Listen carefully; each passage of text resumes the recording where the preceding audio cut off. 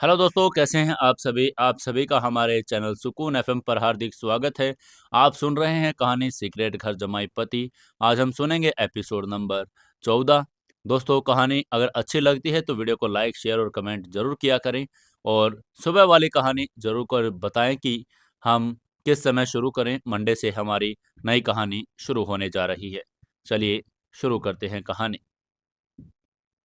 तभी डैनियल सोनोनिक ऊपर चढ़ चुका था। नीचे खड़े गार्ड्स को भनक ही नहीं लगी कि उनके ऊपर एक खूंखार जानवर आ चुका है। तभी उसकी लार उस डैनियल की लार गार्ड के ऊपर पड़ी। गार्ड ने ऊपर देखा और उसने घबरा कर कहा, अरे ये क्या है? डैनियल सोलोनिक एक खौफनाक और भारी पत्थर की तरह सीधे उस गार्ड के ऊपर गिरा।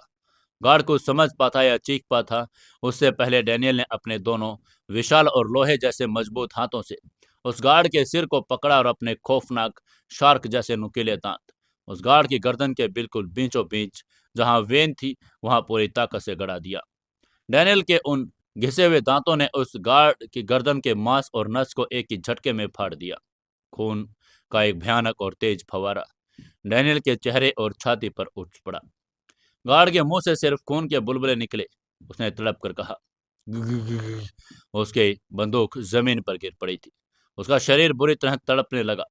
डैनियल ने जानवर की तरह अपना मुंह पीछे खींचा और उस गार्ड की गर्दन का एक मांस का टुकड़ा अपने दांतों में फंसा हुआ बाहर आ गया।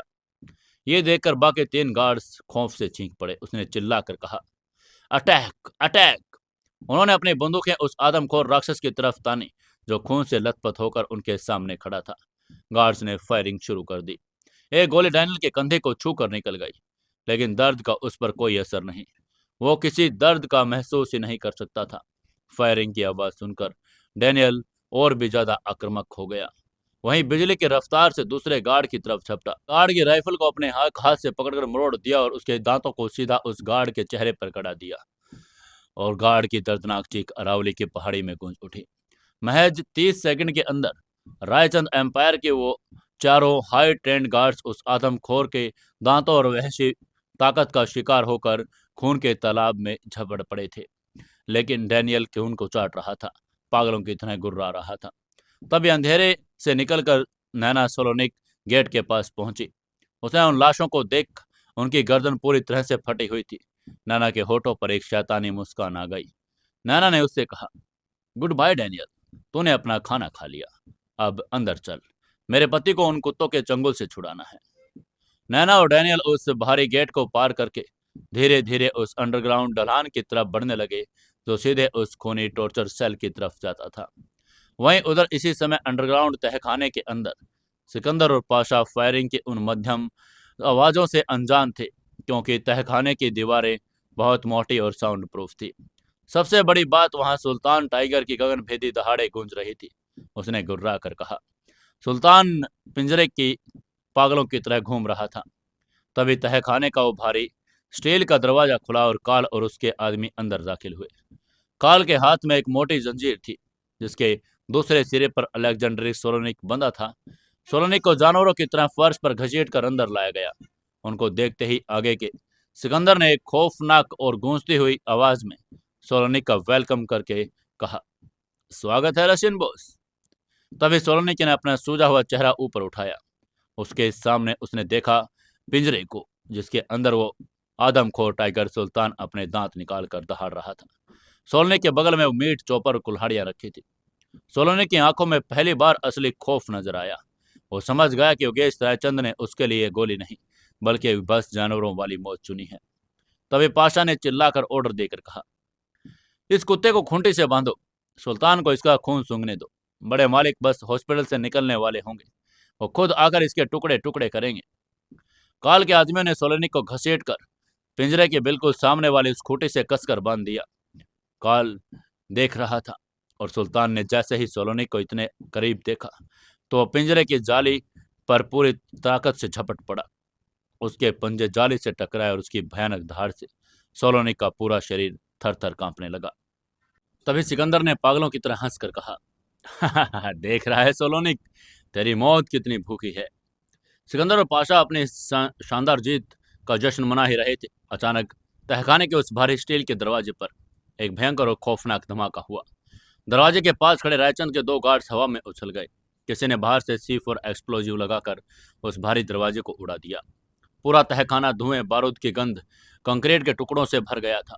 सिकंदर पाशा और काल, बाकी सारे कमांडोज झटके से पीछे हटे और उन्होंने अपनी ऑटोमेटेड राइफल सीधे उस धुएं वाले दरवाजे की तरफ तान दी। तभी सिकंदर ने हुक्म देकर कहा, कौन है वहां, फायर। लेकिन इससे पहले कोई गोली चला पाता, धुएं के उस गुबार को चीरकर एक विशाल का एक खून से लथपथ और नंगा आदमखोर दरिंदा डैनियल सोलोनिक एक जंगली जानवर की तरह हवा में उछलकर अंदर आ गया। डैनियल की वो खौफनाक और अमानवीय दहाड़ उस टाइगर की दहाड़ को भी मात दे रही थी। वो सीधे काल के सबसे खास और सबसे आगे खड़े शूटर के पास जाकर गिरा। डैनियल ने अपने दांत से उस शूटर के चेहरे और गर्दन पर इस बेरहमी से गड़ा दिए कि शूटर के मुंह से सिर्फ खून का फवारा और हड्डियों के चटकने की आवाज आई। तभी पाशा ने खौफ से चीख कर कहा, ये क्या है। उसने अपनी जिंदगी में ऐसा दरिंदा कभी नहीं देखा था जो बिना हथियारों के इंसानों को दांतों से चीर रहा हो। वहीं काल के उसने चिल्लाकर राइफल अंधाधुंध फायरिंग शुरू करके कहा, फायर, इसे भून दो। गोलियां तहखाने में गूंजने लगी। कुछ गोलियां डैनियल के शरीर में जा धंसी, लेकिन वो आदमखोर किसी लाश की तरह बेपरवाह था। वह एक गार्ड की गर्दन फाड़ने के बाद तुरंत दूसरे के तरफ झपट पड़ा। तहखाने के अंदर अफरा तफरी मच गई। रायचंद के वो हाई ट्रेंड असेसिन उसके एक आदमखोर के वहशीपन के आगे टिक नहीं पा रहे थे। इसी खौफनाक तबाही और गोलियों की गूंज के बीच दरवाजे के उस धुएं से बहुत ही शांत खटखट करती हाई हेल्स की आवाजें आनी शुरू हुई। इसी आवाज के साथ खूबसूरत, सर्द और साक्षात मौत की देवी नैना अलेक्जेंडर सोलोनिक अपने दोनों हाथों में ग्लॉक पिस्तौल लेके एक खौफनाक और शाही अंदाज में अंदर दाखिल हुई। नैना ने आते ही बिना कोई निशाना साधे अपने दोनों हाथों से अंधाधुंध फायरिंग शुरू कर दी। नैना की गोलियां सीधे काल के दो आदमियों के सिर के आर पार हो गई और धड़ाम से फर्श पर गिरे। तभी सिकंदर ने जैसे ही नैना को देखा, उसके रोंगटे खड़े हो गए। सिकंदर ने खौफ से चिल्लाकर पाशा को बताकर कहा, यह नैना सोलोनिक है, रशियन क्वीन। वहीं जंजीरों से बंधे अलेक्जेंडर सोलोनिक ने जब अपनी पत्नी और अपने भाई डैनियल को देखा तो उसके उस खून से सने चेहरे पर एक शैतानी और विजयी मुस्कान आ गई। सोलोनिक ने खांस कर और हंसते हुए कहा, मैंने कहा था ना काल, मेरी परछाई हमेशा मेरे साथ चलती है और अब तुम सब मेरे भाई के दांतों का निवाला बनोगे। इसी के साथ वो तहखाना अब एक खूनी कुरुक्षेत्र में बदल चुका था। एक तरफ पिंजरे के अंदर दहाड़ता हुआ भूखा टाइगर सुल्तान, दूसरी तरफ लोगों की गर्दनों पर अपने दांतों को लगातार फाड़कर उनको आदमखोर डैनियल बनाता, और इनके बीच मौत का तांडव करती वो रशियन महारानी नैना। सिकंदर पाशा और काल जो कुछ मिनट पहले अपनी जीत का जश्न मना रहे थे, सोलोनिक को जानवरों की तरह काटने पर मंसूबा कर रहे थे, आज वो खुद शिकार बन चुके थे। एक ऐसा शिकार जिसके सामने कोई हथियार, कोई प्लानिंग काम नहीं आ रही थी। नैना अपनी पिस्तौलें चलाकर सीधे सिकंदर की तरफ बढ़ रही थी। नैना ने अपनी पिस्तौल सिकंदर की तरफ तानकर खौफनाक आवाज में पूछा, योगेश रायचंद कहाँ है, उसे बुलाओ। मैं उस बूढ़े और उसके बेटे अभय के सीने में सारी गोलियां उतारना चाहती हूँ। उसकी ये बात सुनते ही सिकंदर ने तुरंत अपनी भारी मशीन गन से नैना का फायर किया, लेकिन नैना एक कुशल जिम्नास्ट की तरह डाइव मारकर एक पिलर के पीछे छुप गई। वहीं उधर डैनियल ने काल को देख लिया था। काल जो रायचंद एम्पायर का सबसे खौफनाक नकाबपोश किलर था, उसने अपनी कमर से दो भारी और तेज धार वाले खंजर निकाले। डैनियल की तरफ दहाड़ कर बोला, आजा रशियन कुत्ते। तभी डैनियल ने एक आदमखोर जानवर की तरह गुर्रा कर काल पर छलांग लगा दी। तहखाने में उस खूनी और बारूद की हवा से अब यह तय होना था कि आज रात कौन किसका मांस नोच कर खाएगा। तहखाने के अंदर रायचंद एम्पायर के 40 सबसे बेहतरीन हाई ट्रेंड और ऑटोमेटेड हथियारों से लैस कमांडो मौजूद थे। ये वो खूंखार लड़ाके थे जो मिनटों में किसी भी पूरी बस्ती को शमशान बना सकते थे, लेकिन आज इनका सामना इंसानों से नहीं बल्कि नरभक्षी शैतानों से हो रहा था। तभी सिकंदर ने अपनी मशीन गन को कोक करके पूरी ताकत से दहाड़ कर कहा, फायर, इन दोनों को भून कर राख कर दो, एक भी गोली खाली नहीं जानी चाहिए। 40 असोल्ट राइफल एक साथ उगलने लगी आग और गोलियों की इस भयंकर और कान फाड़ देने वाली गड़गड़ाहट ने पूरे तहखाने की छत से कंक्रीट और धूल उड़ने लगी। बारूद की घुटन भरी गंध ने हवा को जहरीला कर दिया, लेकिन उन गोलियों की बारिश का असर उन दोनों शैतानों पर कुछ नहीं हो रहा था। नाना अलेक्जेंडर सोलोनिक, जिसने काले रंग का चमड़े का ट्रेंच कोट पहना था, वो किसी जिम्नास्ट और किसी रबड़ की गुड़िया की तरह हवा में गोते लगा रही थी। उसकी स्पीड इतनी तेज थी, गोलियां सिर्फ उसके साए को छू कर निकल रही थी। उसने अपने दोनों हाथों में रखी ग्लॉक पिस्तौलों को से निशाना साधना शुरू कर दिया। नैना की हर एक गोली बिल्कुल अचूक थी। नैना की गोलियां सीधे रायचंद के कमांडोज की आंखों के बीचों बीच उनके माथे को चीरकर आर पार हो रही थी। एक के बाद एक 5, 10, 15 कमांडोज तो सिर्फ नैना की उस साइलेंसर लगी पिस्तौल का शिकार होकर बिना कोई चीख निकाले धड़ाम से तालाब में जा गिरे। लेकिन तहखाने का असली खौफ वो मौत का साक्षात दानव डैनियल था। गोलियों के बौछार के बीच डैनियल एक विशालकाय खून से लथपथ गोरेले की तरह दहाड़कर कमांडोज की उस भीड़ के बिल्कुल बीच कूद पड़ा। उसका 6.5 फीट का बिना कपड़ों वाला टैटू से भरा शरीर अब सिर्फ एक मकसद के लिए काम कर रहा था, खून पीना। डैनियल जोर से गुर्रा रहा था। डैनियल को खौफनाक और अमानवीय दहाड़ गोलियों की आवाज को दबा रही थी। डैनियल को हथियार चलाने नहीं आते थे, उसे जरूरत भी नहीं थी। उसके लिए वो शार्क जैसे नुकीले दांत उसके सबसे खौफनाक हथियार थे। उसने एक भारी भरकम कमांडो की राइफल को अपने हाथों से पकड़ा और उसे मोड़ दिया। डैनियल ने अपना मुंह खोला और पूरी वहशी ताकत के साथ उस खौफनाक दांतों से कमांडो की गर्दन की वेन में गाड़ दिया। मांस के फटने से एक रूह कपा देने वाली आवाज आई। खून एक भयंकर फवारा डैनियल के चेहरे और सीने पर उड़ पड़ा। कमांडो के मुंह से खून के बुलबुले निकले और उसका शरीर तड़प कर गिर पड़ा। डैनियल यही नहीं रुका, वो एक लाश से दूसरी लाश पर कूद रहा था। रायचंद के वो कमांडो जो मौत से कभी नहीं डरते थे, आज इस आदमखोर दरिंदे को देखकर खौफ से कांपने लगे थे। उनकी उंगलियां ट्रिगर पर कांप रही थी। डैनियल किसी मशीन की तरह एक के बाद एक कमांडोज को दबोच रहा था। उसने एक कमांडो का हाथ अपने जबड़ों से चबा कर तोड़ दिया, दूसरे की गर्दन फाड़ दी, तीसरे के चेहरे के मांस को ही दांतों से नोच कर बाहर निकाल दिया। महज 15 मिनट के अंदर रायचंद अंपायर के वो 40 बेहतरीन कमांडो मौत के घाट उतारे जा चुके थे। सबसे ज्यादा खौफनाक बात यह थी, उन 40 में से 20 से ज्यादा कमांडोज को डैनियल सोलोनिक ने सिर्फ और सिर्फ अपने दांतों से नोचकर उनकी गर्दन फाड़कर मारा था। चारों तरफ सिर्फ लाशें, बिखरा हुआ खून आते पड़ी थी। अब उस खूनी तहखाने में सिर्फ सिकंदर पाशा और रंगा और काल बचे थे। उनके हथियार खाली हो चुके थे। उनका सारा गुरूर, उनकी सारी ताकत इस वक्त उनके पैरों के नीचे पड़े खून के साथ बह चुकी थी। सिकंदर, जिसने पूरी जिंदगी में कभी खौफ महसूस नहीं किया था, आज उसके शरीर का एक रोंगटा खड़ा हो गया था। उसकी वो एक आंख खौफ से फटी थी। पाशा और रंगा के हाथ इस तरह कांप रहे थे कि उनसे पिस्तौल की एक नहीं पकड़ी जा रही थी। काल, जो खुद एक नकाबपोश हथियारा था, वो भी इस आदमखोर तबाही के सामने बेबस खड़ा था। नाना सोलोनिक अपनी पिस्तौल घुमाकर डैनियल और अपने खून के सने दांतों के मांस के टुकड़े थूक कर उन चारों की तरफ बढ़ने लगे। वहीं जंजीर में बंधा अलेक्जेंडर सोलोनिक पागलों की तरह हंस रहा था। उसने जोर से हंसकर कहा, मैंने कहा था सिकंदर, मेरी परछाई तुम्हारी रूहें निकाल लेंगी। सिकंदर को अपनी मौत साफ नजर आ रही थी। वो जानता था कि गोलियां इन शैतानों को नहीं रोकती। तभी सिकंदर की नजर उस तहखाने के बीचों बीच रखे उस भारी लोहे के पिंजरे पर गई।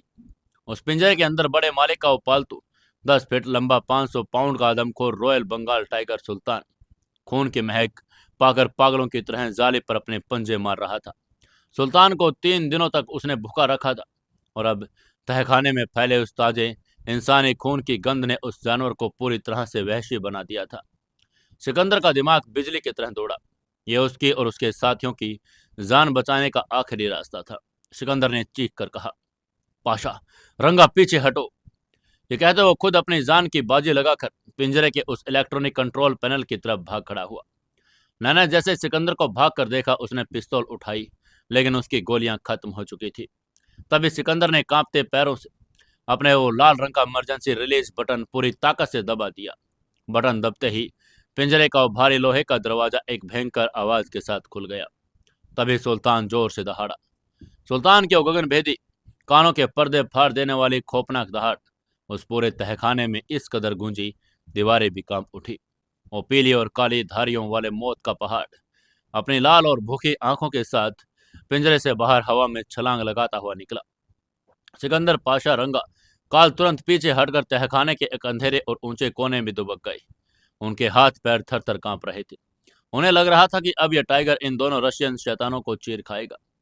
सुल्तान ने पिंजरे से निकलते ही अपनी लाल आंखों से नैना और डैनियल को देखा। उसके सामने इंसानी खून से लथपथ दो दरिंदे खड़े थे और सुल्तान की वो 3 दिन की भूख अब बर्दाश्त से बाहर हो चुकी थी। सुल्तान एक लंबी छलांग लगाई और सीधे डैनियल की तरफ झपटा, लेकिन नैना सोलोनिक कोई आम औरत नहीं थी। उसने साइबेरिया के जंगलों में शेरों का शिकार किया था, इसलिए नैना ने रशियन में चीख कर कहा, डैनियल पीछे हटो। ये कहकर वो खुद हवा में कलाबाजी खाकर सुल्तान और डैनियल के बीच में आ गई। नैना के हाथों में हथियार नहीं थे, लेकिन उसके हाथ खुद किसी हथियार से कम नहीं थे। जैसे ही सुल्तान ने अपने विशाल पंजे नैना की तरफ मारे, नैना ने बहुत ही फुर्ती से किस दिया, उसे टाइगर के हमले को चकमा दे दिया। सुल्तान का पंजा दीवार पर लगा और कंक्रीट टूटकर दीवार गिर पड़ा। नैना ने पलक झपकते ही अपनी पूरी शारीरिक ताकत को इकट्ठा किया और अपने पैरों से एक ऐसा भयंकर और जोरदार किक सुल्तान के पेट के निचले हिस्से पर मार दिया, जिस वजह से सुल्तान दर्द से गुर्राया और पीछे की तरफ लड़खड़ाया। लेकिन वह एक रॉयल बंगाल टाइगर था। उसका गुस्सा और भड़क गया। उसने मुड़कर नैना पर अपनी पूरी ताकत से छलांग लगा दी और इस बार नैना नहीं बच पाई। सुल्तान का भारी शरीर नैना के ऊपर आ गिरा। सुल्तान के नुकीले पंजों से नैना के उस लेदर ट्रेंच कोट को एक कागज की तरह फाड़ दिया और नैना की पीठ अब कंधों पर गहरे और खूनी घाव दिखाई दिए। नैना के मुंह से दर्द की चीख निकली। उसका खून बहने लगा, लेकिन नैना ने हार नहीं मानी। उसने अपनी दोनों उंगलियों को मोड़कर एक ऐसा प्रेशर पॉइंट स्ट्राइक सुल्तान की आंखों और उसके नाक की हड्डी के बिल्कुल बीच में कर दिया, जिससे सुल्तान की आंखों में एक पल के लिए अंधेरा छा गया। नैना ने पूरी ताकत लगाकर टाइगर को अपने ऊपर से धकेल दिया। नैना बुरी तरह से हाँफ रही थी। उसके शरीर से खून बह रहा था, लेकिन उसने अपने नंगे हाथों से टाइगर को अधमरा कर दिया। सुल्तान अब लड़खड़ा रहा था। उसकी आंखों से खून रिस रहा था। यही वो पल था जिसका डैनियल सोलोनिक को इंतजार था। टाइगर को अधमरा और कमजोर पड़ता देख डैनियल एक आदमखोर राक्षस की तरह पूरी ताकत से हवा में उछला और जोर से दहाड़ा। डैनियल की दहाड़ सुल्तान की दहाड़ से चुनौती दे रही थी। डैनियल सीधे सुल्तान की पीठ पर सवार हो गया। उसने अपने दोनों मजबूत हाथों से टाइगर के कानों को पीछे से जोर से पकड़ लिया और टाइगर उसे झटक नहीं पाया। सुल्तान ने पागलों की तरह छटपटाना शुरू कर दिया। वो तहखाने की दीवारों से टकरा रहा था, फर्श पर लौट रहा था ताकि डैनियल को अपनी पीठ से गिरा रहे। डैनियल के शरीर की हड्डियां दीवारों से टकरा कर टूट रही थी। डैनियल का शरीर अब खून से पूरी तरह भीग चुका था और वो बुरी तरह घायल हो चुका था, लेकिन डैनियल का वो आदमखोर दिमाग सिर्फ एक लक्ष्य पर टिका था। डैनियल ने टाइगर की मोटी और भारी गर्दन की तरफ अपना सिर झुकाया। उसने अपना मुंह जितना हो सके उतना चौड़ा खोला और उसने अपने उस शार्क जैसे घिसे हुए धारदार और नुकीले दांत उस रॉयल बंगाल टाइगर की गर्दन की सबसे मोटी नस में पूरी ताकत से गड़ा दिए, जिस वजह से टाइगर के गले में एक दर्दनाक और घुटती हुई आवाज निकली। डैनियल ने अपने दांतों को टाइगर की नस में फंसाकर अपने सिर को पागलों की तरह पीछे की तरफ झटक दिया। इंसान और जानवर के बीच चल रहा ये रूह कपा देने वाला मुकाबला पूरे 20 मिनट तक चलता रहा। 20 मिनट तक वो दोनों खूनी फर्श पर लौटते रहे और फिर एक भयंकर आवाज के साथ डैनियल ने उस टाइगर की उस नस को अपने दांतों से पूरी तरह से काटकर बाहर निकाल दिया। खून का एक ऐसा भयंकर फवारा फूटा जिसने पूरे तहखाने को नहला दिया। सुल्तान, जो आदमखोर रॉयल बंगाल टाइगर जिसके खौफ से बड़े बड़े माफिया कांपते थे, वो आज एक इंसान के दांतों का शिकार होकर तड़पते हुए फर्श पर गिर पड़ा। उसकी सांसें हमेशा के लिए थम गई। टाइगर को मारने के बाद डैनियल भी पूरी तरह से निडाल होकर टाइगर के उस विशाल लाश के बगल में गिर पड़ा। उसका शरीर बुरी तरह से जख्मी था, हड्डियां टूट चुकी थी, खून बह रहा था। नैना भी दीवार के सहारे बैठी हाँफ रही थी। उसकी पीठ और कंधों के गहरे घावों से लगातार खून रिस रहा था। वो दोनों रशियन शैतान जीत तो गए थे, लेकिन इस महासंग्राम में वो बुरी तरह से घायल हो चुके थे।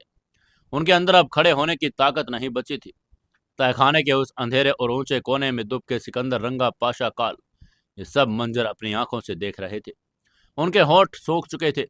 जब उन्होंने इन दोनों शैतानों ने बड़े मालिक और उस आदमखोर टाइगर को भी अपने नंगे हाथों और दांतों से मार डाला, तो उनके बचे खुचे हौसले भी पस्त हो गए। लेकिन सिकंदर का वो शातिर और चालाक दिमाग अभी काम कर रहा था। उसने देखा कि नैना और डालियन खून से लथपथ होकर जमीन पर पड़े हैं। वो टाइगर के साथ 20 मिनट युद्ध में इतने ज्यादा घायल और निडाल हो चुके, वह अब हिल भी नहीं पा रहे। यही देखते सिकंदर ने हाँप कर कांपती आवाज में पाशा रंगा कान में फुसफुसा कर कहा, यही मौका है। तभी आगे से पाशा ने घबरा कर कहा, क्या मतलब सिकंदर भाई? तभी सिकंदर ने कहा, इन दोनों शैतानों के अंदर अब ताकत नहीं बची, लेकिन अब इन्हें मार नहीं सकते।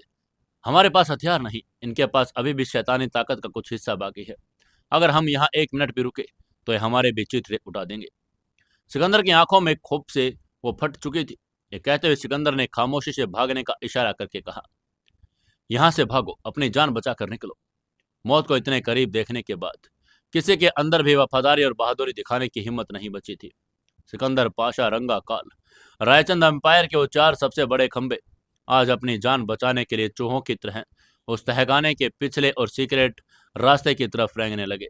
वहीं जंजीरों से बंधा अलेक्जेंडर सोलोनिक वहीं पिंजरे की खूंटी से लटका हुआ था। सिकंदर ने सोलोनिक की तरफ एक बार देखा, लेकिन उसे आजाद करने और उसके साथ लेकर जाने का जोखिम वो नहीं उठाना चाहता था। वो चारों अपनी जान हथेली पर रखकर बिना कोई आहट के उस तहखाने के पिछले रास्ते से बाहर की तरफ भाग खड़े हुए। उन्होंने अलेक्जेंडर सोलिक को वहीं घायल शैतानों के पास छोड़ दिया। तहखाने की उस घुटन भरी हवा से बाहर निकलकर सिकंदर और उसके तीनों साथी अरावली की उस ठंडी रात में पागलों की तरह भाग रहे थे। उनके चेहरे पसीने और दहशत में सफेद पड़ चुके थे। वह भागते मेन रोड की तरफ आ रहे थे जहां अंडरग्राउंड बेस खत्म होता है। तभी उनके सामने एक बहुत तेज रोशनी पड़ी। टायरों की चीख के साथ काले रंग की बड़ी आलीशान और बख्तरबंद बीस्ट उनके सामने रुकी। गाड़ी का पिछला दरवाजा खुला। अंदर से साक्षात बड़े मालिक योगेश रायचंद बाहर निकले। योगेश रायचंद के हाथ में अपने उस सोने की मुठ वाली छड़ी थी। आंखों में सोलोनिक को अपने हाथों से काटने का क्रूर और विजयी मुस्कान। वो सीधे हॉस्पिटल से यहाँ आए थे ताकि वो रशियन दरिंदे का खून अपने पालतू सुल्तान टाइगर को पिला सके। लेकिन जैसे ही योगेश रायचंद ने सिकंदर पाशा रंगा और काल को इस तरह बिना हथियारों के फटे हुए कपड़ों में थरथर कांप कर पागलों की तरह भागते देखा तो उनके कदम रुक गए। अंडरवर्ल्ड के उस भगवान ने अपने ही सबसे खूंखार सेनापतियों को इस तरह खौफजदा देखकर एक बहुत बड़ा धक्का लगा। योगेश रायचंद ने दहाड़ कर पूछा, सिकंदर ये क्या बदवासी है? तुम लोग इस तरह कायरों की तरह क्यों भाग रहे हो? सोलोनिक कहाँ है और सुल्तान की दहाड़ की आवाज क्यों नहीं आ रही? वहीं सिकंदर भागता हुआ सीधा मालिक के पास गया। उसने बिना कोई अदब दिखाए लगभग धक्के मारते हुए योगेश रायचंद को वापस गाड़ी के अंदर धकेल दिया। सिकंदर ने ड्राइविंग सीट पर बैठे ड्राइवर को पागलों की तरह हुक्म देकर कहा, गाड़ी भगाओ कालिया, जल्दी भगाओ यहाँ से। वहीं उसकी इस हरकत में योगेश रायचंद गुस्से में आग बबूला हो गए। उन्होंने पूछा, सिकंदर तुम्हारी हिम्मत क्या? तभी आगे से सिकंदर ने रोने वाली आवाज में कहा, मालिक मुझे माफ कर दीजिए, लेकिन अभी यहाँ से निकलना हमारी जिंदगी के लिए सबसे ज्यादा जरूरी है। पाशा रंगा काल भी धड़ाम से गाड़ी के अंदर कूद पड़े। वहीं ड्राइवर ने बिना कुछ सोचे समझे गाड़ी को रिवर्स गियर में डाला। टायरों को जलाते हुए उस अरावली की घाटी से दूर दिल्ली की तरफ गाड़ी भगा दी। दूसरी तरफ योगेश रायचंद समझ गए थे कुछ बहुत बड़ा भयंकर खौफनाक हुआ है। सिकंदर जो अपनी जान की परवाह नहीं करता, वो बिना किसी बड़ी वजह से ऐसा काम नहीं कर सकता। योगेश रायचंद ने गाड़ी की पिछली सीट पर सिकंदर के पास बैठे बहुत ही गंभीर और सर्द आवाज में पूछा, अब मुझे बताओ कि आखिर हुआ क्या है? आगे से सिकंदर ने गहरी सांस ली। उसके हाथ कांप रहे थे। सिकंदर ने खौफजदा आवाज में पूरी दास्तां सुनानी शुरू करके कहा, मालिक हमारा खेल उल्टा पड़ गया। काल जब सोलोनिक को लेकर आया तो उसके पीछे मौत का दूसरा बवंडर आ गया। सोलोनिक की बीवी नैना और उसका आदमखोर भाई डेनियल, वो दोनों इंडिया आ चुके हैं मालिक। उनकी यह बात सुनकर योगेश रायचंद की आंखें हैरानी से चौड़ी हो गई। उन्होंने चौंक कर कहा, नैना और डेनियल? वो दोनों के नाम से सच्चाई से वाकिफ थे। तभी आगे से सिकंदर ने अपने चेहरे का पसीना पोंछकर कहा, हाँ मालिक, उन दोनों ने मिलकर तहखाने में कयामत ला दी। डैनियल ने हमारे 40 से 40 सबसे बेहतरीन कमांडोज को मौत के घाट उतार दिया। मालिक उसने गोलियां से नहीं, अपने नुकीले दांतों से हमारे 20 से ज्यादा आदमियों की गर्दन फाड़ दी। वो कोई इंसान नहीं, वो आदमखोर दानव है। उनकी ये बात सुनकर योगेश रायचंद का पूरा शरीर एक पल के लिए सिहर उठा। तब योगेश ने अपने खूंखार पालतू टाइगर के बारे में पूछा, और सुल्तान तुमने पिंजरा नहीं खोला? उनकी ये बात सुनकर आगे से सिकंदर की आवाज भर्रा गई। उसने घबरा कर कहा, मैंने पिंजरा खोल दिया था मालिक। सुल्तान ने उस पर हमला भी किया। पूरे 20 मिनट तक वो लड़ाई चली, लेकिन मालिक उस नैना ने नंगे हाथों से सुल्तान को अधमरा कर दिया। और फिर उस आदमखोर डैनियल ने टाइगर की पीठ पर बैठकर अपने दांतों से सुल्तान की वेन को फाड़कर उसे मार डाला। सिकंदर की यह बात सुनते योगेश रायचंद का दिमाग सुन पड़ गया। जो टाइगर इंसानों को खिलौने की तरह चबा जाता। उसे उन दोनों ने अपने हाथों से और दांतों से मार डाला। लेकिन तभी योगेश रायचंद का वो माफिया वाला गुरूर जाग उठा। उन्होंने अपनी भौहें सिकोड़ कर कहा, तो फिर तुम लोग वहां से भागे क्यों? तुम लोग 4 थे। अगर वो दोनों टाइगर से लड़कर घायल हो चुके थे तो तुम लोग उन्हें वहीं खत्म क्यों नहीं करके आए? और तुमने वो सोलोनिक को कैसे छोड़ दिया? ये कहते हुए योगेश रायचंद गुस्से से कांपने लगे। उन्होंने दहाड़ कर आगे कहा, हम अभी वापस जाएंगे, गाड़ी मोड़ो और ये खुद उन दोनों का मुकाबला मैं करूंगा। मैं उन्हें अपने हाथों से काटूंगा। लेकिन तभी सिकंदर ने तुरंत योगेश का हाथ पकड़ लिया और उन्हें रोककर बड़ी जज्बाती और लॉजिकल बात करके कहा, नहीं मालिक, हम वापस नहीं जाएंगे। उसके बाद सुनकर सिकंदर से गुस्से में योगेश ने कहा, तुम मुझे रोक रहे हो सिकंदर?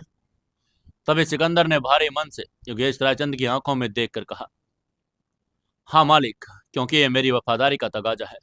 वो दोनों बहुत ताकतवर है मालिक। वो इंसान नहीं, वो शैतान है। आप अभी उनसे ज्यादा ताकतवर हैं। आप अंडरवर्ल्ड के भगवान हैं। लेकिन मालिक, सच तो यह है कि अब आपकी उम्र बहुत ज्यादा हो चुकी है। आपको रिफ्लेक्सेस अब 30 साल के जवान के नहीं। हम आपको इस तरह सीधे मौत के मुंह में उन आदमखोर दरिंदों के सामने नहीं जाने दे सकते। अगर आपको कुछ हो गया तो छोटे मालिक और रायचंद एम्पायर का क्या होगा? सिकंदर की यह कड़वी लेकिन सच्ची बात योगेश रायचंद के दिल में उतर गई। वो जानते थे कि उनका शरीर अब वैसी फुर्ती नहीं रखता। अगर वो नैना और डेलियन से भिड़ते तो शायद वो हार जाते। तभी सामने वाली सीट पर बैठा पाशा के दिमाग में एक और खौफनाक डरावना ख्याल कौंध गया। पाशा का चेहरा एकदम कागज की तरह सफेद पड़ गया। पाशा ने हकलाकर कांपती आवाज में कहा, सिकंदर भाई, अगर नैना और डैनियल को यहाँ अरावली में हम सबको खत्म कर दिया है और सोलोनिक को छुड़ा लिया तो उनका अगला कदम क्या होगा? उसके बाद सुनकर सिकंदर और योगेश रायचंद दोनों ने झटके में पाशा की तरफ देखा। सिकंदर ने तुरंत रिएक्ट करके कहा, क्या मतलब है तेरा पाशा?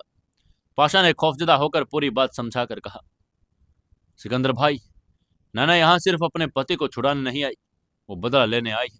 उसे पता है कि इस वक्त छोटे मालिक और काव्या मैडम संजीवनी हॉस्पिटल के आईसीयू में है। छोटे मालिक के सीने की पसलियां टूटी हैं।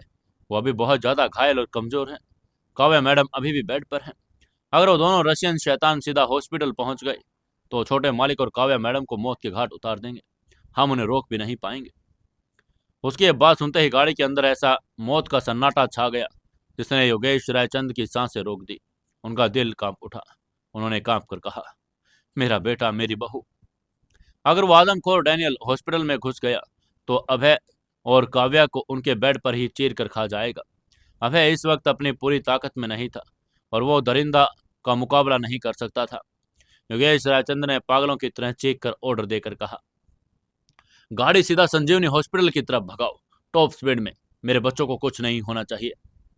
सिकंदर ने तुरंत ऑर्डर पास करके कहा, सब लोगों को कॉल करो, उनसे कहो कि हॉस्पिटल का चप्पा चप्पा घेर लो। वो काली बख्तरबंद गाड़ियां दिल्ली के हाईवे पर किसी रॉकेट की तरह दौड़ पड़ी। उन सभी के चेहरों पर अपनी जान का नहीं बल्कि अभय और काव्या की जान का खौफ था। रात के 2 बज रहे थे। संजीवनी हॉस्पिटल के उस वीआईपी फ्लोर पर जैसे योगेश रायचंद, सिकंदर और पाशा पहुंचे, वहां का माहौल पूरी तरह से बदल गया। योगेश रायचंद ने हॉस्पिटल के कॉरिडोर में घुसकर दहाड़ मारकर कहा, डॉक्टर माथुर, अभी के अभी सारे लाइफ सपोर्ट सिस्टम, मेडिसिन और दोनों बेड्स को मोबाइल आईसीयू वैन में शिफ्ट करो। हम अभी अभय और काव्या को यहाँ से निकाल रहे हैं। उनकी ये बात सुनकर डॉक्टर माथुर घबरा गए। उन्होंने घबरा कर कहा, लेकिन मालिक, काव्या मैडम की हालत अभी स्थिर हुई है। उन्हें अभी इसी रात को शिफ्ट करना उनके हार्ट के लिए बड़ा रिस्क है। लेकिन इससे पहले कि डॉक्टर माथुर अपनी बात पूरी कर पाते, योगेश रायचंद ने गुस्से में कहा, अगर वो यहाँ रही तो डॉक्टर उनका हार्ट वैसे ही काम करना बंद कर देगा। जो मैं कह रहा हूँ वो करो। एक पूरी मेडिकल टीम हमारे साथ चलेगी। इसी के साथ हॉस्पिटल के उस शांत कॉरिडोर में अचानक एक मिलिट्री ऑपरेशन जैसी हलचल मच गई। अभय और काव्या को बहुत ही सावधानी से लेकिन बहुत ही तेज और स्ट्रेचर पर डालकर हॉस्पिटल के पिछले रास्ते से एक भारी बख्तरबंद इमरजेंसी एम्बुलेंस में शिफ्ट कर दिया गया। काव्या नींद की दवाइयों के असर में थी, इसलिए उसे पूरी हलचल का ज्यादा कुछ पता नहीं चला। लेकिन अभय पूरी तरह से होश में था। उसका कमांडो दिमाग तुरंत समझ गया कि बहुत गलत और खौफनाक हुआ है। कुछ ही मिनटों में रायचंद एम्पायर का यह बड़ा खुफिया काफिला दिल्ली से बाहर हरियाणा और राजस्थान के बॉर्डर पर स्थित एक बहुत घने जंगलों के बीच बने सीक्रेट रायचंद फार्म हाउस की तरफ निकल पड़ा। यह फार्म हाउस कोई आम घर नहीं था। यह किसी सैन्य बंकर की तरह बना हुआ था। इसके चारों तरफ कंक्रीट की ऊंची दीवारें थी। उसके आसपास कोई आबादी नहीं थी, यहाँ परिंदा भी पर नहीं मार सकता था। फार्म हाउस पहुंचते ही एक बहुत बड़े और सुरक्षित कमरे को तुरंत एक एडवांस आईसीयू में बदल दिया गया। डॉक्टर माथुर और उनका सिलेक्टेड स्टाफ वहां तैनात कर दिया गया। बाहर फार्म हाउस के चप्पे चप्पे पर स्नाइपर्स, मशीन गन्स और रायचंद के सबसे वफादार सैकड़ों कमांडोज कड़े पहरे पर लगा दिए गए। काव्या अभी भी उन नए कमरे की गहरी नींद में थी, लेकिन दूसरे कमरे में अभय रायचंद अपने बेड पर बैठा था। उसका चेहरा गुस्से और सवालों से भरा था। तभी योगेश रायचंद, नीलम मल्होत्रा, सिकंदर उस कमरे में दाखिल हुए। तभी अभय ने अपने फौलादी और ठंडी नजरों से अपने पिता को देखकर कहा, पापा, मुझे सच बताइए, हम रातों रात हॉस्पिटल से भागकर इस बंकर में क्यों छुपने आए? ऐसा क्या हुआ है जिसने आपको इस कदर डरा दिया? उसकी बात सुनकर योगेश रायचंद ने गहरी सांस ली। वो अपने बेटे से कुछ छुपाना नहीं चाहते थे। उन्होंने अभय को रावली के उस खौफनाक महासंग्राम की सारी डिटेल बता दी। उन्होंने बताया कि कैसे नैना और उस आदमखोर डैनियल ने उनके 40 आदमियों को फाड़ डाला और कैसे सुल्तान टाइगर को मारा, कैसे सिकंदर और बाकी कमांडर्स को वहां से भागना पड़ा। योगेश रायचंद ने उसको पूरी बात बताकर कहा, वो दोनों शैतान अब सोलोनिक को लेकर फरार हो चुके हैं अभय, और उनका अगला निशाना तुम और काव्या हो, इसलिए तुम्हें यहाँ लाना पड़ा। ये पूरी दास्तान सुनते ही अभय के अंदर का वो छोटा मालिक और दरिंदा पूरी तरह से आग बबूला हो उठा। अभय दहाड़ कर बेड से खड़ा हो गया। उसके सीने के टांके भयंकर दर्द कर रहे थे, लेकिन उसका खून खोल रहा था। उसने चिल्लाकर कहा, क्या वो रशियन दरिंदे मेरे ही शहर में आकर मेरे ही आदमियों को मारकर चले गए, और आप लोग मुझे यहाँ एक चूहे की तरह छुपा कर लाए हैं? ये कहते हुए अभय ने गुस्से के पास रखी एक कांच की बोतल को फर्श पर पटक कर चकनाचूर कर दिया। अभय ने गुस्से में अपनी मुट्ठियां कसकर आगे कहा, मैं छुपने वालों में से नहीं हूं पापा। सिकंदर, मेरे हथियार लाओ। मैं खुद अभी उन तीनों रशियन कुत्तों को ढूंढ कर निकालूंगा। मैं डैनियल को नुकीले दांतों उसके ही गले में उतार दूंगा। ये कहते हुए अभय पूरी तरह से लड़ने के लिए तैयार था, और उसका गुरूर उसे उस तरह छुपकर बैठने की इजाजत नहीं दे रहा था। लेकिन तभी नीलम मल्होत्रा आगे आई। उन्होंने बहुत ही प्यार और एक माँ के अधिकार से अभय का हाथ पकड़ लिया। नीलम जी ने बहुत ही जज्बाती आवाज में कहा, अभय, मेरे बच्चे शांत हो जाओ। उनकी ये बात सुनकर आगे से अभय ने हाँफ कर कहा, माँ जी, मैं उन्हें जिंदा नहीं छोड़ सकता। उन्होंने काव्या पर गोली चलाई। तभी नीलम जी ने उसे वापस बेड पर बिठाकर कहा, मैं जानती हूं अभय, लेकिन तुम खुद को देखो। तुम्हारी सीने की पसलियां टूटी है। तुम्हारा फेफड़ा अभी पूरी तरह से ठीक नहीं हुआ। तुम इस कमजोर और घायल हालात में उन आदमखोर शैतानों का मुकाबला कैसे करोगे? उनकी ये बात सुनकर योगेश रायचंद ने आगे आकर अपने बेटे के कंधे पर हाथ रखा। उन्होंने बहुत ही संजीदगी से अभय को समझाकर कहा, तुम्हारी सास बिल्कुल सही कह रही है अभय। एक सच्चा फाइटर वही होता है जो वक्त और अपनी ताकत को पहचान कर हमला करे। अगर तुम इस घायल हालात में जोश में आकर उन शैतानों से भिड़ने चले गए और खुदा न खास्ता तुम्हें कुछ हो गया, तो सोचो उस काव्या का क्या होगा जो अभी उस दूसरे कमरे में सो रही है। काव्या, इस एक नाम ने अभय के उस सारे खोलते खून और उस पागलपन को एक ही पल में बर्फ की तरह शांत कर दिया। योगेश रायचंद ने अभय की आंखों में वो डर देखा जो सिर्फ काव्या के लिए था।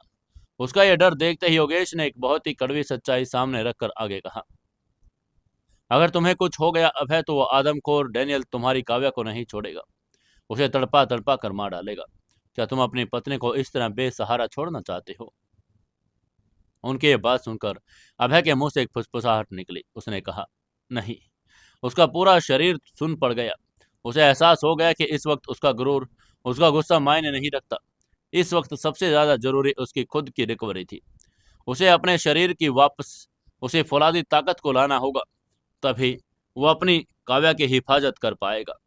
इसलिए अभय ने गहरी सांस लेकर अपने गुस्से को घूंट को पीकर कहा, ठीक है पापा, मैं चुप कर रहूंगा जब तक मैं पूरी तरह से रिकवर नहीं कर लेता। मैं इस फार्म हाउस से बाहर नहीं निकलूंगा। ये कहकर अभय ने दांत पीछे एक खौफनाक संकल्प लेकर कहा, लेकिन जिस दिन मेरी पसलियां जुड़ गई, जिस दिन मेरे हाथों में वापस वही ताकत आ गई, उस दिन मैं उन तीनों रशियन ड्रोन्स को इस दुनिया के नक्शे से मिटा दूंगा। उसकी बात सुनकर योगेश और नीलम ने राहत की सांस ली। उनका मकसद पूरा हो चुका था। उस दिन से उस सीक्रेट फार्म हाउस में अभय रायचंद की एक नई दर्दनाक और खौफनाक तपस्या शुरू हो गई। उसने काव्या को समय दिया, उसके साथ प्यार की बातें की, लेकिन जैसे ही काव्या सोती, आराम करती, अभय फार्म हाउस के बेसमेंट में बने प्राइवेट जिम में चला जाता। डॉक्टर माथुर के कड़े मेडिकल इलाज भारी प्रोटीन डाइट और कैल्शियम सप्लीमेंट्स के साथ साथ अभय ने अपनी टूटी हुई हड्डियों को मजबूत करने के लिए एक बहुत खतरनाक और दर्दनाक वर्कआउट शुरू कर दिया। वो दर्द से कराहता रहा, उसके सीने के टांके खींचते रहे, लेकिन वो रुकता नहीं। वो भारी वेट उठाता था, मार्शल आर्ट की प्रैक्टिस करता, अपने मुक्कों को लोहे की पंचिंग बैग पर तब तक मारता जब तक कि खून ना रिसने लगे। वो अपने आप को उस आदम को डैनियल सोनोलिक से भिड़ने के लिए तैयार कर रहा था। वो जानता था कि डैनियल को गोलियों से नहीं, बल्कि सिर्फ नंगे हाथों और वहशी ताकत से हराया जा सकता है। इन सब के बीच फार्म हाउस में शिफ्ट होने के दूसरे दिन जब काव्या को पूरी तरह से होश आया, उसने अपने आसपास का माहौल बदला हुआ देखा तो पूरी तरह से हैरान रह गई।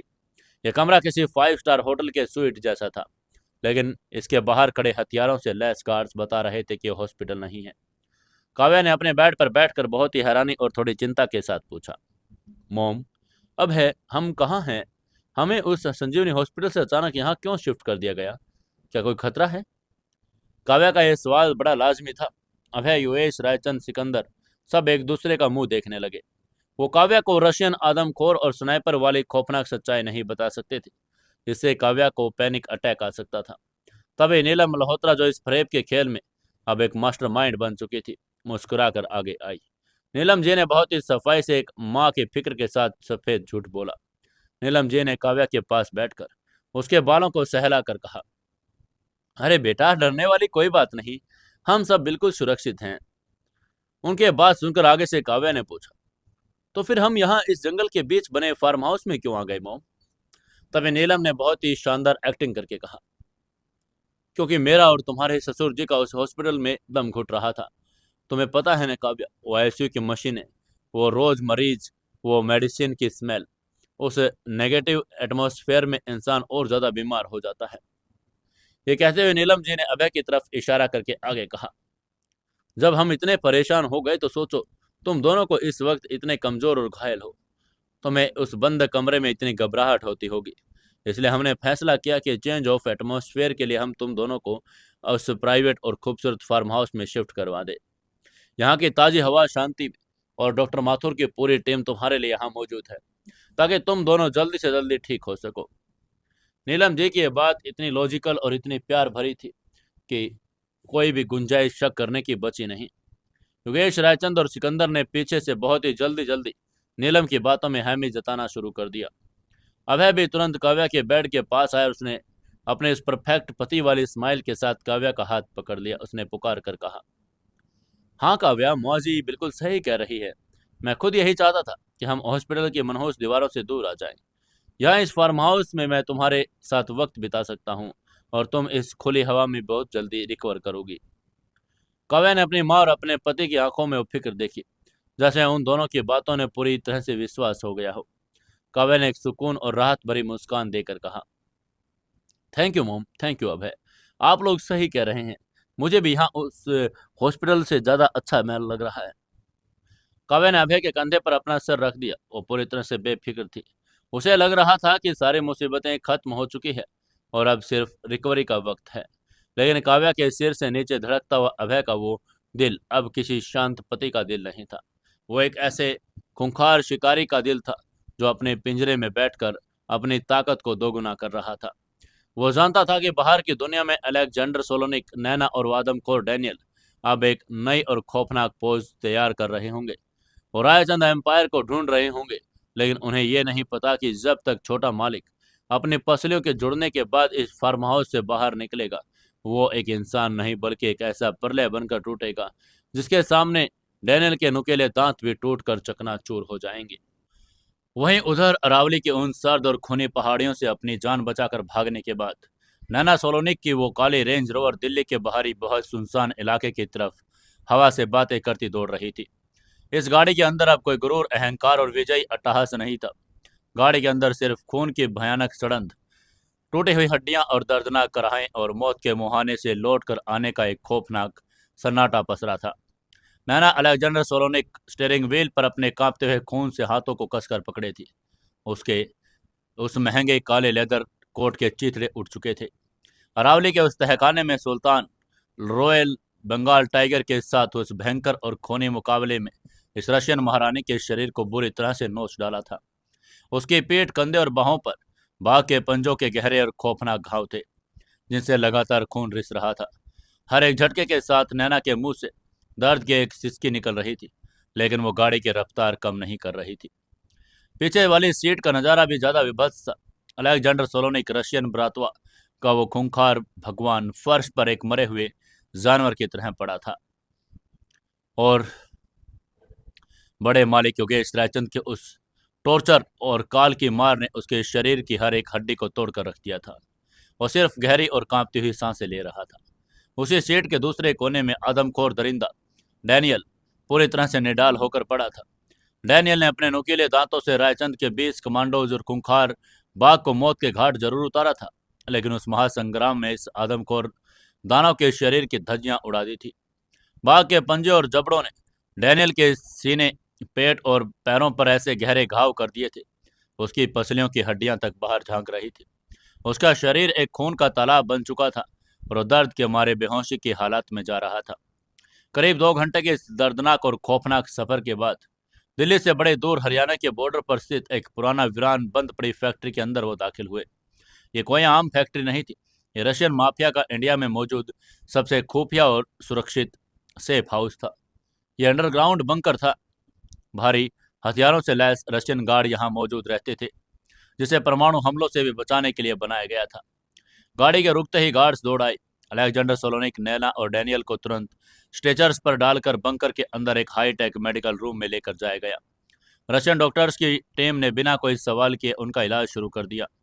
अगले 8 घंटों तक उस अंडरग्राउंड बंकर में सिर्फ सर्जरी, चीख पुकार और टाके लगने का सिलसिला चलता रहा। नैना के कंधों पर घावों को सीला गया। डैनियल के शरीर पर बाघों के पंजे के निशान साफ दिखाई दे रहे थे। उन्हें एनेस्थेसिया देकर सुला दिया गया।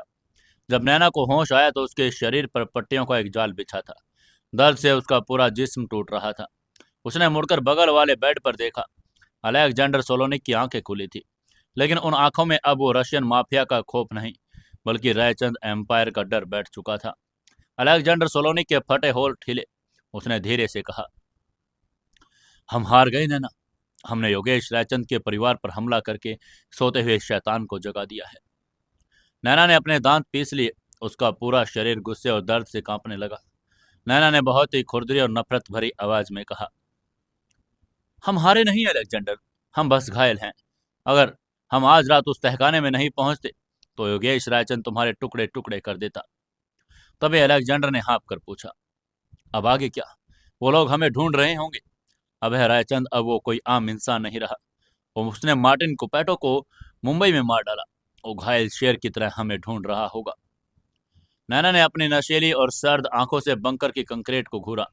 उसका खूंखार और चालाक दिमाग अब हकीकत का सामना कर रहा था। नैना ने एक गहरी सांस लेकर अपनी हार और वक्त की नजाकत को कबूल करके कहा, तुम सही कह रहे हो अलेक्जेंडर। अभय रायचंद इस वक्त एक घायल शेर है, और घायल शेर अपनी मांद में सबसे ज्यादा खतरनाक होता है। अगर हम इस हालत में, हमारे जब खुद के शरीर टूटे हैं, डैनियल आधा मरा है, अगर हम उन पर हमला करने की सोचेंगे तो हम सीधे अपनी मौत के मुंह में जाएंगे। ये कहते हुए नैना ने अपनी मुट्ठियां कस ली। उसने एक खौफनाक रणनीति बनाकर कहा, हमें भी शांत बैठना होगा। हमें जमीन के नीचे अंधेरे में छुपना होगा। हम तब तक बाहर नहीं निकलेंगे जब तक हमारे घाव पूरी तरह से भर नहीं जाते। हम अपने रशियन एम्पायर की नई फौज, नए हथियार और नए स्नाइपर्स मंगवाएंगे। अभय रायचंद को लगने दो कि हम डर कर भाग गए। जब वो बेफिक्र हो जाएगा, तब हम उस पर और उसकी उस काव्या पर ऐसा वार करेंगे जो इस पूरी दुनिया को हिला कर रख देगा। उसकी ये बात सुनकर आगे से अलेक्जेंडर सोलोनिक ने हामी भर दी। उन रशियन दरिंदों को यह अच्छी तरह समझ आ गया था कि रायचंद एम्पायर से सीधी टक्कर लेना अभी खुद खुशी के बराबर है। इसलिए उन्हें चुपचाप उस बंकर में छुपकर अपने घावों को भरने और अपनी खोई हुई ताकत को वापस पाने का फैसला कर लिया। वो इंतजार करने वाले थे एक सही मौके का। उधर दूसरी तरफ रशियन दरिंदों के उस सेफ हाउस और कई मील दूर घने जंगलों के बीच बने रायचंद एम्पायर के उस सीक्रेट अभेद्य फार्म हाउस में भी एक अलग तरह की तपस्या और खामोशी चल रही थी। ऐसे ही 15 दिन बीत चुके थे। 15वें दिन अभय रायचंद ने किसी बड़े इम्तिहान से कम नहीं निकाले। फार्म हाउस के इस विशाल आईसीयू रूम में काव्या की रिकवरी बड़े शानदार तरीके से हो रही थी। डॉक्टर माथुर के इलाज, ताजी हवा और अभय के बेइंतहा प्यार ने काव्या को उस भयानक मौत के सदमे से पूरी तरह बाहर निकाल दिया था। काव्या अब न सिर्फ अपने पैरों पर चलने लगी, बल्कि उसकी वो पुरानी सीओ वाली चमक और मासूम हंसी वापस लौट आई।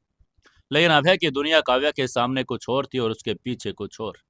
काव्या के सामने अभय एक प्यार करने वाला फिक्रमंद घर जमाई पति बना रहता।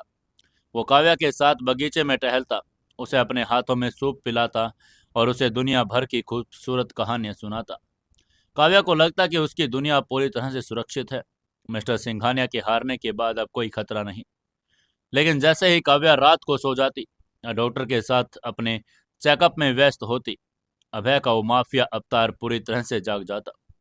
फार्म हाउस के अंडरग्राउंड बेसमेंट में बने अत्याधुनिक प्राइवेट जिम और कॉम्पैक्ट रूम में अभय ने अपनी रिकवरी को एक खौफनाक जुनून बना लिया था।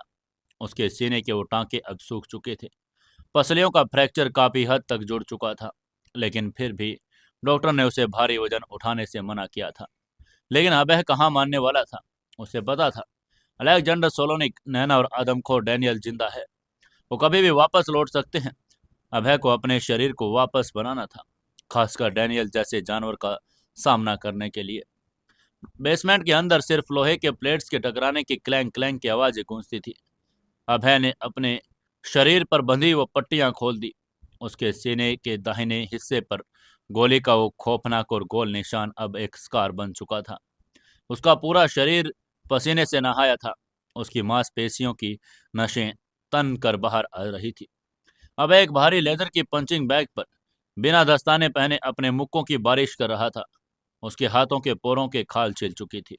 खून रिस कर पंचिंग बैग पर लग रहा था, लेकिन उसे कोई दर्द महसूस नहीं हो रहा था।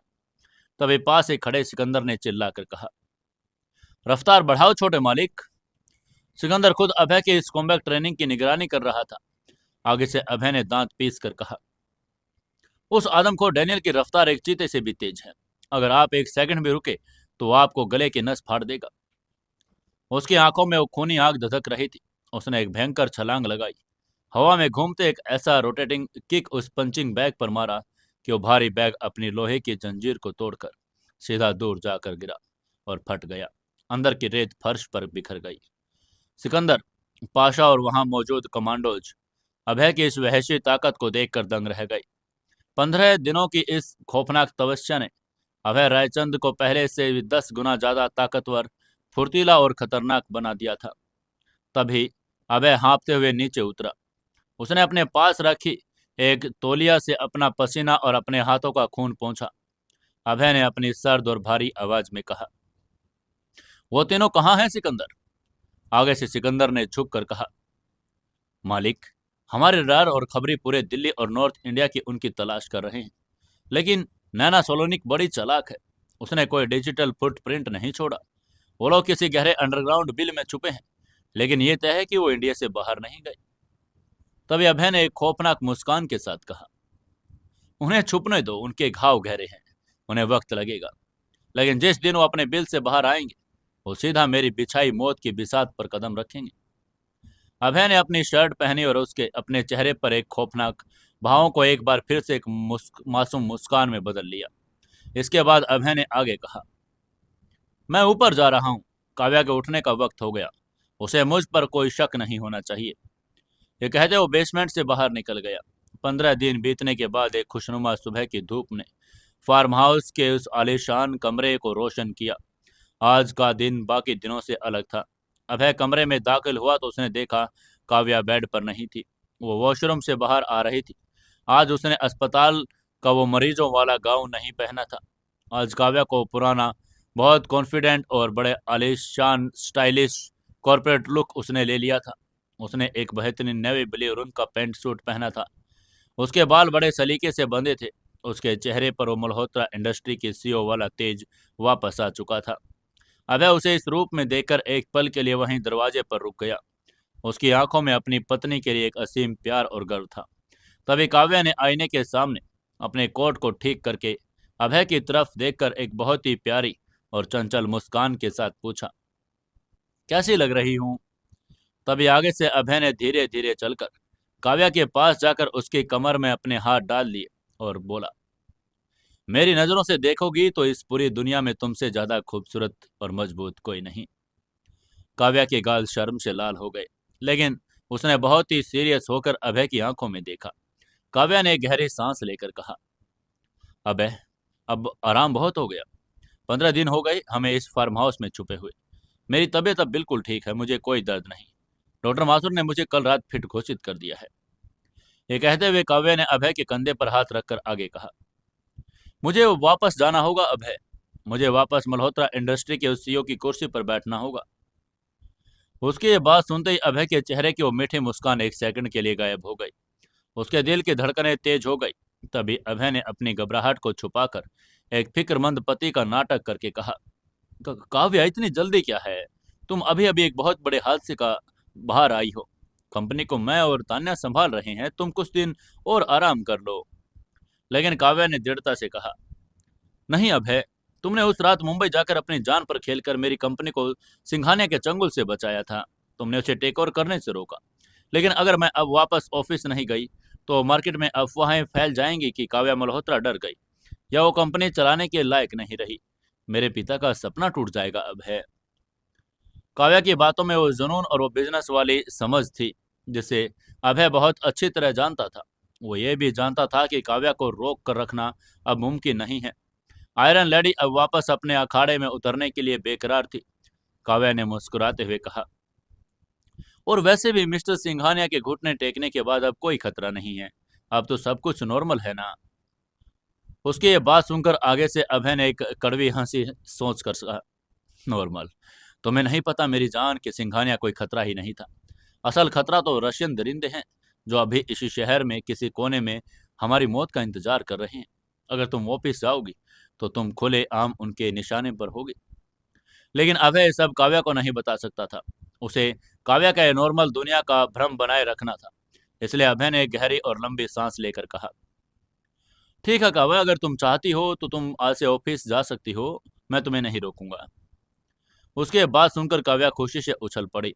उसने अभय को कसकर गले लगाकर कहा, थैंक यू सो मच अभय, तुम दुनिया के सबसे अच्छे पति हो। आगे से अभय ने काव्या को खुद से थोड़ा अलग करके बहुत ही सख्त लेकिन प्यार भरे लहजे में कहा, लेकिन मेरी एक शर्त है। उसकी ये बात सुनकर काव्या ने मासूमियत से पूछा, क्या शर्त?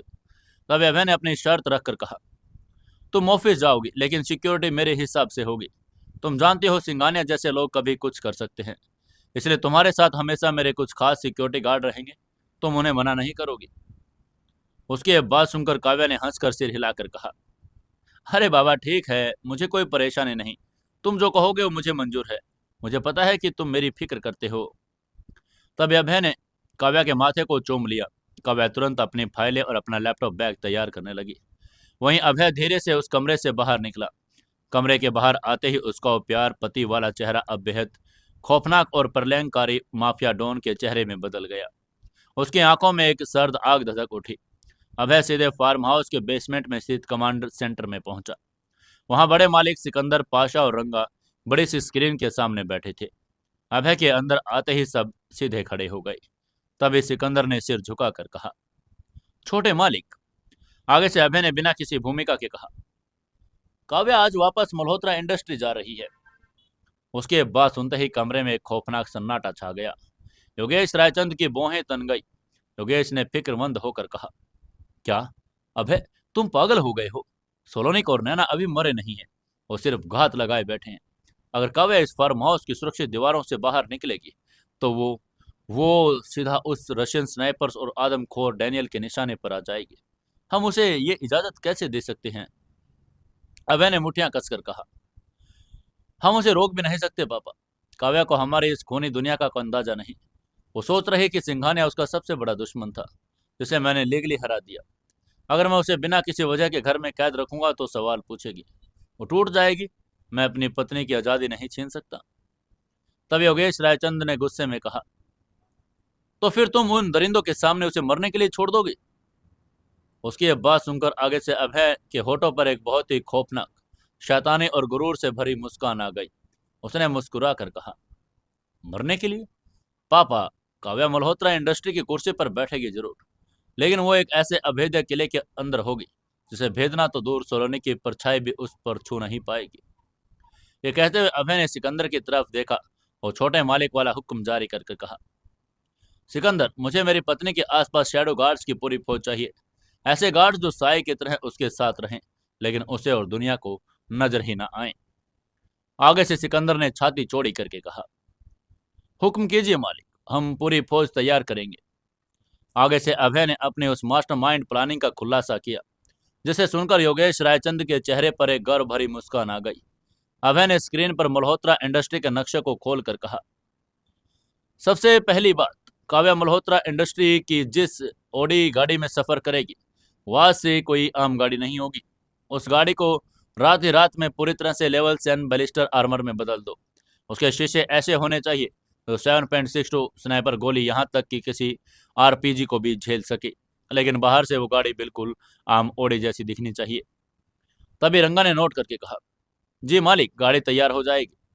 तभी अभय की आंखें और भी ज्यादा खूंखार हो गई। उसने धीरे से कहा, दूसरी बात, काव्या के ऑफिस का पूरा फ्लोर आज से मल्होत्रा इंडस्ट्रीज के आम गार्ड्स के हवाले नहीं होगा। काव्या की सेक्रेटरी, उसके पीए, रिसेप्शनिस्ट और यहाँ तक कि ऑफिस की चाय पिलाने वाली महिला भी आज से रायचंद एम्पायर की फीमेल एक्स कमांडोज होंगी। वो लड़कियां जो सूट और साड़ी पहनेंगी, लेकिन उनके कमांडो कपड़े के नीचे ऑटोमेटेड हथियार होंगे। काव्या को लगेगा कि वो सब ऑफिस का नया स्टाफ है, लेकिन असल में वो सब मेरी पत्नी की शील्ड होगी। ये एक ऐसा चक्रव्यूह था जहां काव्या की हर सांस रायचंद एम्पायर की पहरेदारी में होगी। उसे इसका भनक भी नहीं लगेगा। पाशा ने खौफनाक आवाज में चिल्लाकर कहा, और वो आदमखोर डेनियल, मालिक, वो डेनियल किसी गार्ड या गार्ड से नहीं डरता। वो सीधे छलांग लगाकर गर्दन फाड़ देता है। अभय ने अपनी पिस्तौल निकाली और टेबल पर घुमाया। अभय ने एक बड़ा सर्द और कयामत वाली आवाज में कहा, डेनियल अगर सामने आया तो उसका सामना इन गार्ड से नहीं होगा पाशा, क्योंकि काव्या के साथ इस ऑडी गाड़ी की ड्राइविंग सीट पर कोई ड्राइवर नहीं, मैं खुद बैठूंगा। यह सुनकर सिकंदर और योगेश रायचंद हैरान रह गए। सिकंदर ने चौंक कर कहा, छोटे मालिक, आप खुद ड्राइवर बनेंगे? तब अभय ने धीरे से कहा, हाँ, मैं काव्या को ऑफिस ड्रॉप करूंगा, मैं उसके आसपास रहूंगा। और सबसे बड़ी बात, सिकंदर, तुम और तुम्हारी हंटर टीम मल्होत्रा इंडस्ट्री के चारों तरफ 3 किलोमीटर के दायरे में छुपकर तैनात रहेंगे। अगर कोई भी रशियन स्नाइपर या योनेना काव्या के ऑफिस के आसपास भटकते नजर आए तो उसे जिंदा मत पकड़ना, सीधा उसके माथे के बीचों बीच गोली मारना। मुझे कोई रिस्क नहीं चाहिए। उसकी बात सुनकर आगे से सिकंदर ने दहाड़ कर कहा, जी छोटे मालिक, मल्होत्रा इंडस्ट्री के ऊपर से आज एक भी परिंदा रायचंद की इजाजत के बिना नहीं उड़ सकेगा। योगेश रायचंद ने अपने बेटे की सूकोच और फौलादी सुरक्षा व्यवस्था को देखा तो सीना गर्व से फूल गया।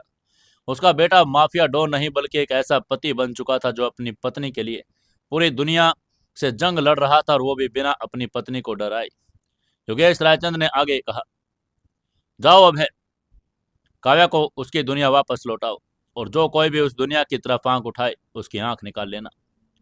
अभी सुबह के 10 बज रहे थे। फार्म हाउस के मेन गेट पर एक बड़ी चमचमाती काले रंग की ऑडी A8 आकर रुकी। बाहर से देखने पर यह बिल्कुल आम लग्जरी गाड़ी थी, लेकिन उसके शीशे, दरवाजे, टायर पूरी तरह से बुलेट प्रूफ और बम प्रूफ थे। काव्या अपनी फाइलें पकड़े बाहर आई। उसके चेहरे पर एक बहुत ही प्यारी और कॉन्फिडेंट मुस्कान थी। तभी नीलम मल्होत्रा ने आगे बढ़कर अपनी बेटी को विदा किया। नीलम ने मुस्कुरा कर कहा, बेस्ट ऑफ लक काव्या। उन्होंने अभय की तरफ देखा और इशारों इशारों में कहा कि मेरी बच्ची का ध्यान रखना। अभय ने एक हल्की मुस्कान दी, नीलम को भरोसा दिलाया। अभय ने खुद आगे बढ़कर काव्या के ओडी का पिछला दरवाजा खोला। अभय ने एक बहुत ही चुलबुले और पति वाले अंदाज में मजाक करके कहा, मैडम सीओ, आपकी सवारी तैयार है। क्या होगा अब इस सवारी का? क्या सोलनिक पकड़ पाएंगे इस काव्या की गाड़ी को? क्या होगा आगे की कहानी में? जानने के लिए जुड़े रहिए अपनी कहानी सीक्रेट घर जमाई पति के साथ। दोस्तों, अगर आपने अभी तक चैनल को सब्सक्राइब नहीं किया है तो जल्दी से चैनल को सब्सक्राइब जरूर कर ले। वीडियो को लाइक करें और शेयर करें, अपने दोस्तों तक जरूर पहुंचाएं। एक प्यारा सा कमेंट करके जरूर बताएं कि आपको ये कहानी कैसी लग रही है। और दोस्तों, हमें ये भी बताएं कि जो सुबह की कहानी हम शुरू करने जा रहे हैं वो आप लोगों को किस समय तक शुरू करके हम दें। 8 बजे, 10 बजे, 9 बजे, 7 बजे, आप जिस भी समय कहेंगे हम उसी समय नई कहानी मल्टी मिलेनियर आपके सामने पेश कर देंगे। हम आपको एक नई गाने से भी रूबरू करवाएंगे। जल्द ही हम आपको एक गाना सुनाने जा रहे हैं। वो गाना आपके लिए बनाया है। आप उसको ज़्यादा से ज़्यादा सुनिएगा, शेयर कीजिएगा और अपने दोस्तों तक ज़रूर भेजिएगा।